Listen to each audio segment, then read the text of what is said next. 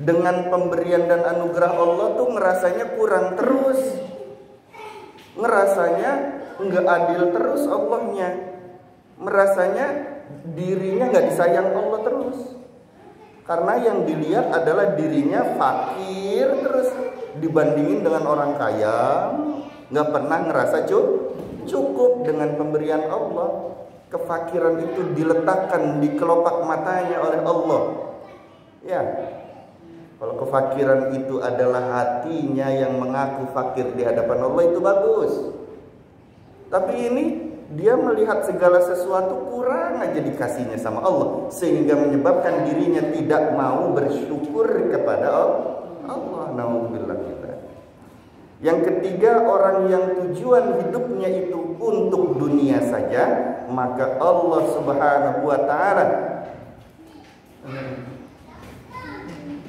akan hanya memberikan dunia sesuai dengan ketentuannya saja, yang sudah ditentukan Allah. Allah akan berikan dunia itu sesuai dengan kadar ketentuannya saja, nggak ditambah-tambah sama Allah. Rizki itu sudah ditentukan Allah. Tapi kalau orang yang berinfak, maka itu akan diinfakkan lagi oleh Allah. Allah yang berinfak kepadanya. Nah, infaknya Allah kepada hamba itu tambahan rizki namanya. Orang yang rizkinya itu segini, kemudian dia berinfak atau bersedekah karena Allah, maka bisa jadi di dunianya rizkinya jadi segini, karena sedekah dan infak yang ikhlas di hadapan Allah. Tadinya segini, ditentuin sama Allah kismin, ternyata di dunianya kaya. Kenapa? Karena rajin sedekah, rajin berinfak karena Allah. Ya. Baginda Nabi Ibrahim alaihissalam itu kan bersahabat, punya teman namanya malaikat Israil, temannya Nabi Ibrahim. Pengen punya teman bu, namanya malaikat Israil. Bila Israil datang memanggil, jasad terbujur di pembaringan, seluruh tubuh akan sekujur badan kan kedinginan. Ini sih Nabi Ibrahim bersahabat. Ketika malaikat Israil itu datang, ya, kemudian malaikat Israil mengkabarkan kepada baginda Nabi Ibrahim alaihissalam, wahai kekasih Allah, wahai Khalilullah, Nabi Ibrahim alaihissalam, aku mau mencabut nyawa pemuda itu yang esok pagi akan melangsungkan pernikahan. Umurnya cuma sampai tengah malam ini, dia akan wafat, meninggal dunia karena dicabut nyawanya. Ya, sudah mendengar kabar, habis berkomunikasi dan berbincang dengan Nabi Ibrahim, pamit saja itu malaikat Israil menjalankan tugasnya lagi. Ditunggu oleh baginda Nabi Ibrahim alaihissalam, tengah malam gak mati-mati itu pemuda. Besoknya paginya masih bisa nikah. Ditunggu sehari masih hidup, seminggu masih hidup, setahun masih hidup, sampai 70 tahun masih hidup itu pemuda. Nabi Ibrahim sempat berpikir, ini malaikat Israil bener enggak sih? Katanya kemarin mau cabut nyawa pemuda itu tengah malam, tapi kok sampai 70 tahun lamanya itu belum dicabut juga umurnya. Nah, setelah 70 tahun berlalu, maka malaikat Israil kembali datang. Kemana aja bro, kata Nabi Ibrahim. Kalau kata kita begitu ya, kemana saja kamu wahai Israil? Apakah kamu tidak kangen dan rindu kepadaku? Kata Nabi Ibrahim alaihissalam. Duhai kekasih Allah, kalau Allah saja kangen dan rindu kepadamu, apalagi saya. Saya sangat kangen dan rindu kepadamu, hai Khalilullah. Ya. Tapi karena aku bisa berjumpa denganmu, itu adalah karena izin Allah juga. Ya. Yang kedua, saya pengen nanya sama kamu, kata Nabi Ibrahim. Ya. Itu kamu pernah bilang 70 tahun yang lalu bahwa pemuda itu akan kau cabut nyawanya tengah malam, ya, bahkan pernikahannya tidak akan dijumpainya. Ya, paginya mau nikah, malamnya udah dicabut. Katanya udah mau mati malam itu. Tapi kok ini berlalu 70 tahun sedangkan dia masih hidup. Nah, saya kemari juga karena saya pengen ngasih tahu lagi. Saat inilah waktunya pemuda itu aku cabut nyawa. Tapi kenapa sampai undur selama 70 tahun? Karena dirinya itu bersedekah. Sebelum kewafatannya dia bersedekah dengan 70 dinar. 70 setiap 10 dinar menambah umurnya 10 tahun.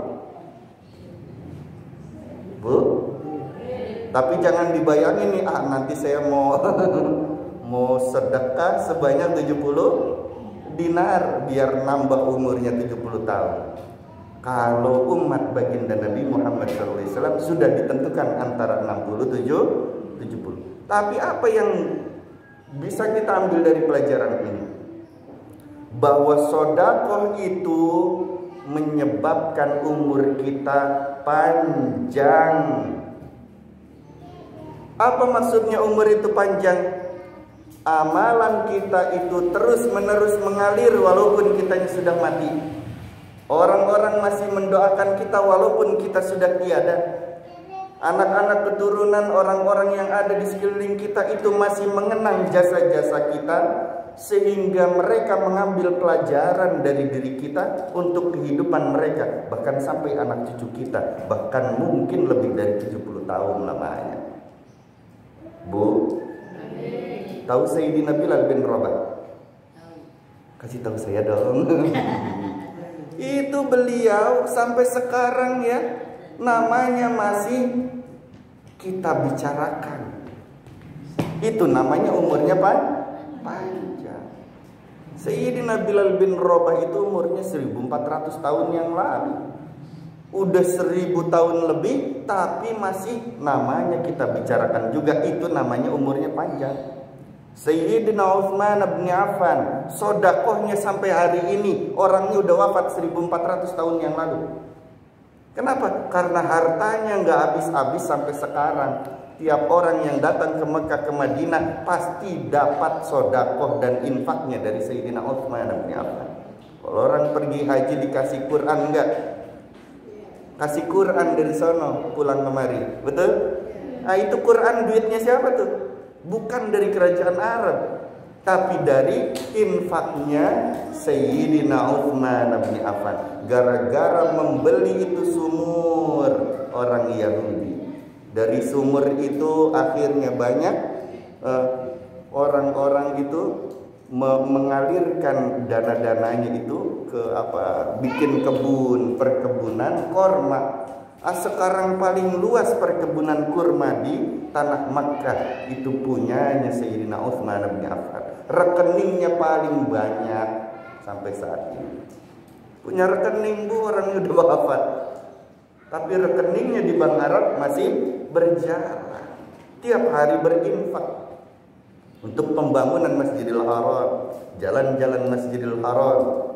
Orangnya sudah wafat 1400 tahun yang lalu, sampai sekarang masih mendapatkan nikmatnya, pahala dari Allah Subhanahu wa taala. Itu namanya pahala jariyah, sedekah jariyah. Ya, namanya umurnya panjang. Mudah-mudahan kita juga begitu ya. Amin ya rabbal.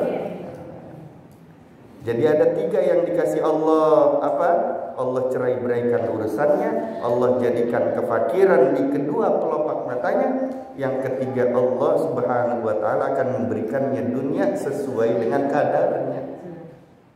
Ya. Dikit lagi. Tapi kalau orang itu mereka itu niat tujuan hidupnya adalah untuk negeri akhirat karena Allah, maka Allah Subhanahu wa taala akan memberikannya 3 hal juga. Yang pertama, kalau dia niat atau tujuan hidupnya adalah akhirat karena Allah, maka Allah akan mengumpulkan dan menyelesaikan segala macam urusannya. Ya, urusannya walaupun dapat masalah, hatinya nggak bermasalah. Walaupun ada masalah, cepat selesai itu masalah. Walaupun ada dosa, cepat itu dosanya, dirinya memohon ampun kepada Allah dan diampuni dosanya oleh Allah. Ini namanya urusannya cepat diselesaikan sama Allah. Ya, ada permasalahan dari anak, cepat dia bisa mengatasinya karena ditolong Allah.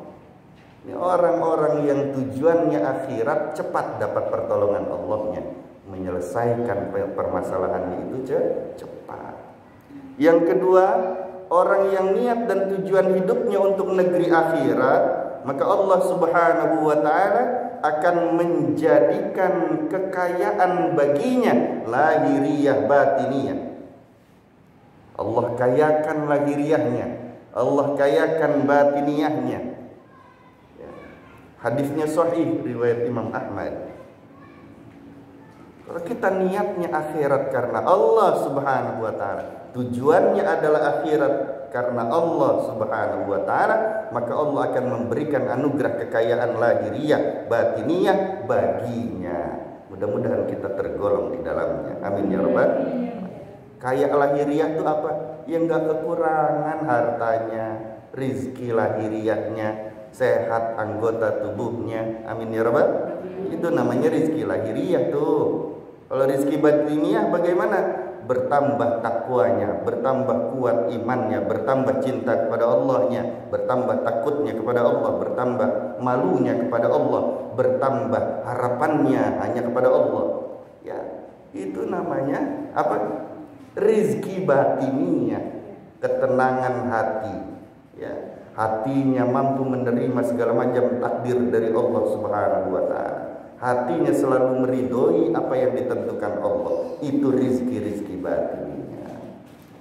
Yang ketiga, orang yang niat tujuan hidupnya untuk negeri akhirat karena Allah, maka Allah Subhanahu wa ta'ala akan menjadikan dunia mendatanginya dalam keadaan hina. Dunia akan datang kepadanya dalam keadaan menghinakan dirinya kepada kita. Amin ya rabbal. Bukan kita yang ngejar-ngejar dunia, kerja capek-capek, gaji segitu-gitu juga. Enggak. Tapi kalau niat tujuannya akhirat di hadapan Allah karena Allah, maka dunia akan datang sendiri kepada kita dengan keadaan menghinakan dirinya di hadapan kita. Ya. Bu, di dunianya enak, makan pakai tempe lezat, makan pakai nasi kebuli lezat, apapun ya ridho terhadap ketentuan Allah, enak aja, tenang hatinya, insya Allah. Ya, mungkin itu saja ya. Ini masih banyak sebenarnya tanda-tanda orang yang kenal Allah tuh masih banyak. Baru satu. Mudah-mudahan Allah panjangkan umur kita dalam taat kepada Allah. Allah bersihkan diri kita dari segala macam maksiat dan dosa kepada Allah. Allah ampuni dosa-dosa kita, dosa lahiriah, dosa batiniyah. Dan semoga Allah Subhanahu wa ta'ala mengampuni kedua orang tua kita. Allah rahmati kedua orang tua kita. Allah muliakan kedua orang tua kita. Allah cintai kedua orang tua kita. Allah berikan nikmat-nikmat kepada orang tua kita. Allah berikan rizki-rizki dan cahaya-cahaya keindahan, kebenaran dan kebaikan dari Allah untuk kedua orang tua kita. Dan semoga anugerah itu pula untuk anak-anak keturunan kita.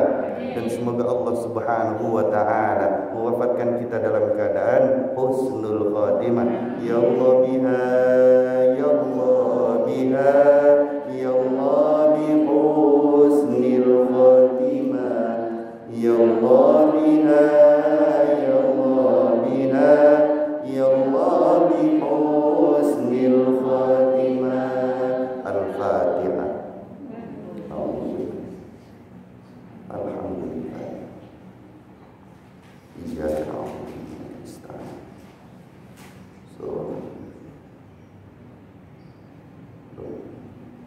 Subhanakallahumma bihamdika asyhadu an la ilaha illa anta astaghfiruka wa atubu ilaik. Assalamualaikum warahmatullahi wabarakatuh.